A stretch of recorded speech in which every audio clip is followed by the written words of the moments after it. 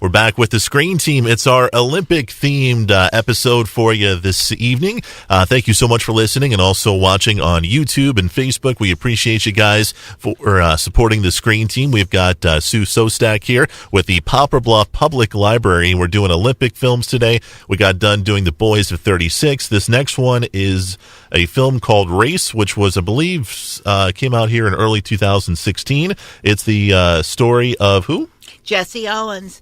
Jesse Owens was another 1936 Olympian whom we are also proud of because Jesse Owens represented us in so many ways. He not only represented the United States, but he represented African Americans, and he also represented the struggle that African Americans go through in order to become more than what they were ever meant to be or were expected to be. Mm-hmm. So we're really proud of what Jesse Owens, but some people may not realize that he won 4 gold medals.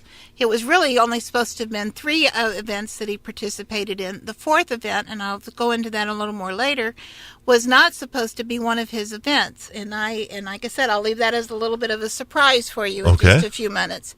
But Jesse Owens struggled mightily, and he went to the Ohio State University, and he had his coach who brought him forward, and his coach's name was Larry Snyder.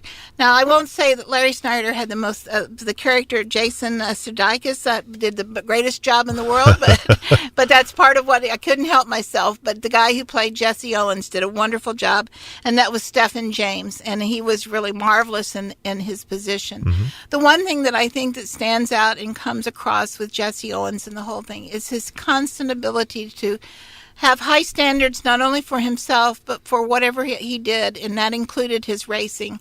And he surprised them all with his ability to run that 100 meters in under 10 seconds, and that was highly unusual even for that time.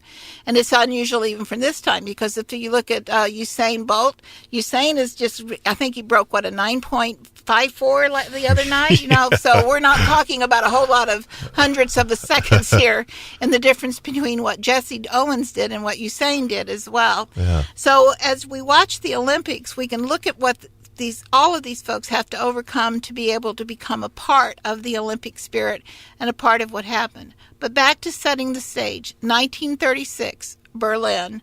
The Nazis, as they've come to power and as they're starting to evoke what we call nonsensical now. Why would you hate a person just because they're Jewish or because they're black or because they're a gypsy or because they have some other beliefs that we don't subscribe to? But that was the whole thing. And a part of this story tells us how there was a struggle even for the United States to decide whether or not they would participate in the Olympics in 1936. So 1982 was not a new story in terms of us trying to struggle to be in the Olympics. And some of you remember the United States boycotted the Russian Olympics. Right. At the same time, there was a possibility that we were going to boycott the Olympics in Germany in 1936. But through some machinations, not so very honorable, to be honest with you, the United States did participate. But one of the deals that was struck is that there would be not only participation by African Americans, but there would also be participation by Jews from the United States. Well, this brings us on to the next part of our story.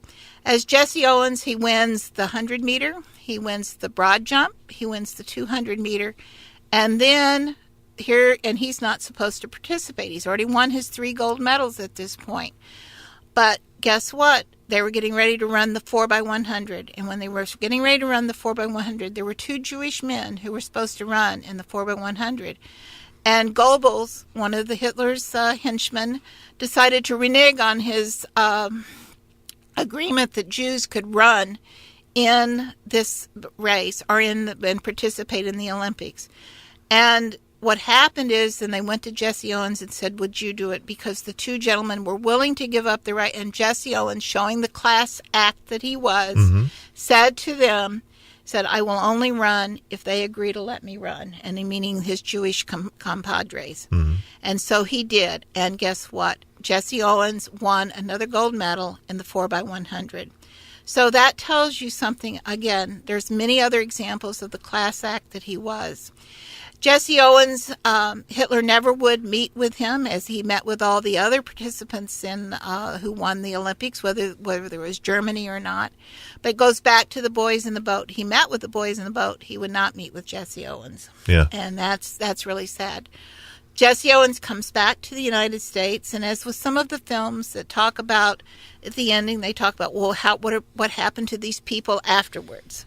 Well, they say, one of the little clips says that Jesse Owens was not recognized until 1990 to be as the Olympian was. Well, that's not quite true. I think that the film failed in that sense, in the fact that the story tells itself. The story about Jesse Owens and his ability to overcome tells itself. However, they make it seem like it was harsher than it actually was.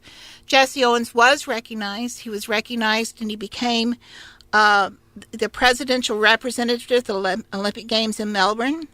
He was also, in 40 years after the Berlin Games, President Gerald R. Ford presented Owens with the highest civilian honor, the Presidential Medal of Freeman, commenting that giants like Jesse Owens shows why politics will never defeat the Olympic spirit. His character, his achievements have continued to inspire Americans as they did the whole world in 1936. And I agree with that, because I'll just tell you, I'm 60 years old, and I've always heard about Jesse Owens my whole life, and what a great man he was and what he did for the United States. So I think even in a time whenever we think often that African Americans did not get their just due, they have gotten some of their just due by many of us, and many of us celebrate that in their experience. Let me ask you about the movie itself, because everything you said was very informal, and I was like, man, I haven't seen the movie, but I definitely want to see the movie now after everything you said.